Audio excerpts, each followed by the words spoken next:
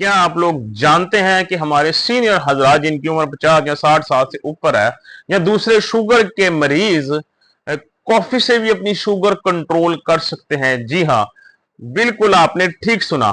आप कॉफी को इस्तेमाल कर सकते हैं और उससे अपनी शुगर भी कंट्रोल कर सकते हैं, लेकिन कैसे? आज की वीडियो में मैं आपको बताता हूं कि ठीक तरीका इस्तेमाल क्या है, किस तरीके से आपने कॉफी को बनाना है कि आपकी ब्लड शुगर लेवल कंट्रोल रहे। स्टार्ट करते हैं आज की वीडियो को। तो दोस्तों, किसी चीज को खाने से ज्यादा उसको बनाने का तरीका जो है वो मैटर करता है कि किस तरीके से आप उस चीज को बना रहे हैं। उसका तरीका ये चीज डिसाइड करता है कि वो आपकी सेहत पे कैसा क्या इंपैक्ट डालेगा। उससे आपकी ब्लड शुगर लेवल बढ़ेगा कि नहीं बढ़ेगा, ज्यादा बढ़ेगा कि कम बढ़ेगा। इसी तरह कॉफी के बारे में है। कॉफी शुगर कंट्रोल भी कर सकती है, शुगर बढ़ा भी सकती है। अब ये बनाने वाले पे डिपेंड करता है कि वो किस तरीके के साथ कॉफी को बना रहा है। अगर तो बहुत ही बेहतरीन अंदाज में बना रहा है तो शुगर नहीं बढ़ेगी, और अगर वो फजूल किस्म के तरीके से बनाएगा तो शुगर बढ़ेगी। ठीक तरीका क्या है कॉफी बनाने का कि शुगर ना बढ़े?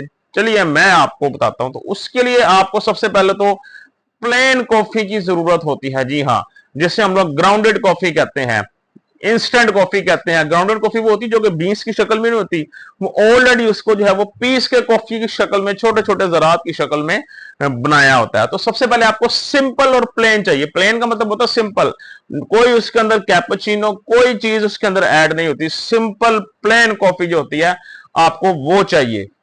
उसके अलावा कोशिश करें कॉफी, जैसे मैंने आपको बताया, जो लाटे है या कैपुचिनो है, कोई ऐसी चीज उसके अंदर शामिल ना हो। दूसरा, कोशिश करनी है आपने कॉफी बनाते हुए उसके अंदर कोई आपने दूध नहीं मिक्स करना। जी हाँ, कोई मिल्क की एडिशन नहीं करनी। अगर आपको दूध की बहुत ज्यादा शिद्दत है, ऐड करना है आपने, इसके बगैर गुजारा नहीं है, तो आलमंड मिल्क जो मिलता है बाजार से, बादाम का दूध, आप उसको उसके अंदर थोड़ा सा मिक्स कर सकते हैं। वरना कोशिश करें उसके बगैर बनाए, अगर आपने उसका ज्यादा से ज्यादा फायदा हासिल करना है।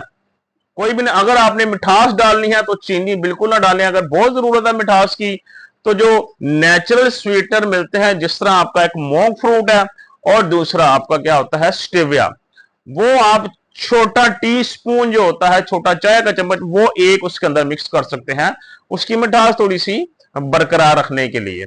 और एक कप चाहिए आपको गर्म पानी का, एक कप, ग्लास नहीं, ना ही मग, एक कप।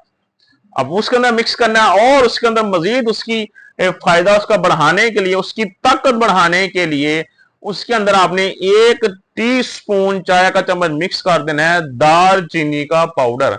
दालचीनी का पाउडर का क्या फायदा होगा? वो हमारे जिस्म से इंसुलिन रेजिस्टेंस कम करती है, इंसुलिन सेंसिटिविटी बढ़ाती है, जिससे क्या होगा, आपकी जो डायबिटीज है बड़े ही बेहतरीन अंदाज से कंट्रोल होगी और रिवर्स करने में भी मदद मिलती है। तो वो आपने उसके अंदर मिक्स कर देना है।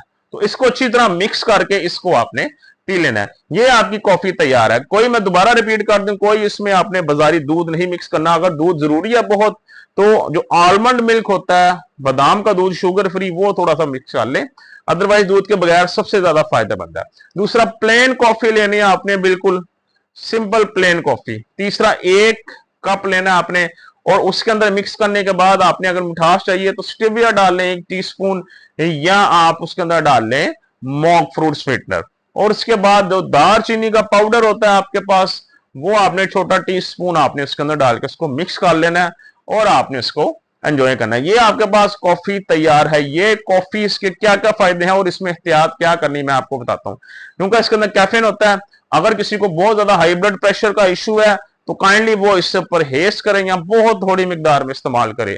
दूसरा, खाली पेट इसका इस्तेमाल नहीं करना। लोग बहुत बड़ी मिस्टेक करते हैं, एम्प्टी स्टमक जो है वो इसका इस्तेमाल करते हैं कॉफी का, जिससे क्या होता है, शुगर लेवल बढ़ जाता है।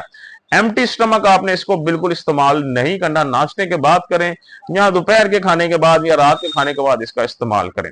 एक तो ये इसमें आपने मिस्टेक नहीं करनी। दूसरा, जैसे मैंने आपको बताया, अगर ब्लड प्रेशर ज्यादा रहता है तो उसमें आपने इसका इंटेक कम रखना है। तीसरा, आपने यह करना है कि इसके इस्तेमाल के बाद अपना ब्लड शुगर लेवल चेक करते रहना कि उस पर आपका क्या इंपैक्ट आता है। इसके बेनिफिट का एक तो ये है कि जैसे अगर आप दालचीनी अंदर डालेंगे, ये शुगर लेवल क्या करेगा, आपके कम करेगा, दूसरा आपके इंसुलिन सेंसिटिविटी को बेहतर करेगी।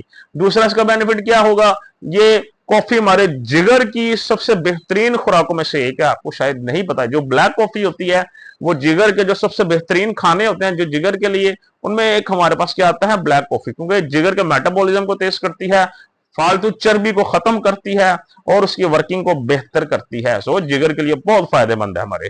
ये वेट लॉस में भी मदद करती है। अब वजन ज्यादा है उसको हेल्दी वेट को मेंटेन रखने में भी बहुत ज्यादा मदद करती है। और इसके अलावा ये हमारे जिस्म के अंदर से फजूल किस्म के अगर कोई बॉडी के अंदर कोई आपको इन्फेक्शन है उसको भी कभी ना खत्म करने में मदद करती है। तो इसके इतने सारे फायदे हैं। और मजे की बात तो यह है, जो कॉफी मैंने आपको बताई है, अगर आप कीटो डाइट पे हैं या परहेज कर रहे हैं तो उनमें भी ये बड़ी बेहतरीन, इसमें कैलोरीज भी ऑलमोस्ट जीरो है, शुगर इसमें ऑलरेडी जीरो है, और जो इसका जो है वो ग्लाइसेमिक इंडेक्स वो भी आपका जीरो के करीब करीब होता है। तो इसका मतलब ये है, तो ये ना ही शुगर लेवल बढ़ाएगा, ना ही अगर आप इंटरमीडिएंट फास्टिंग कर रहे हैं या आप कीटो डाइट पर हैं तो उस चीज को ये डिस्टर्ब करेगा। सो हमारे सीनियर हजरात या सीनियर्स के अलावा जो डायबिटिक पेशेंट्स हैं वो इस तरीके से कॉफी एंजॉय कर सकते हैं। और आखिरी बात लास्ट में, सिर्फ एक कप आपने रोजाना इसका इस्तेमाल करना है।